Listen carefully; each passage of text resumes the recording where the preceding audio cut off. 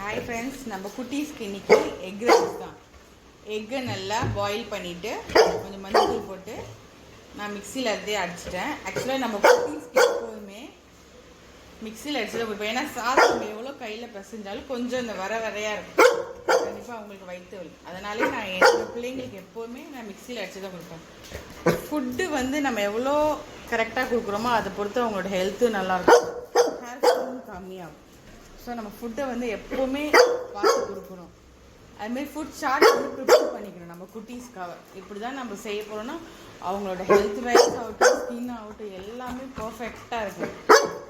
என்னோடய குட்டீஸ்க்கு வந்து hair fall இருக்குது. என்னோடய குட்டீஸ்க்கு ஹேர் ஃபால் கம்மியாகுது. ஏன்னா நான் டெய்லி கோம் பண்ணுவேன். தென் வீக்லி ட்வைஸ் வந்து பாத்திங் கண்டிப்பாக இருக்கும்.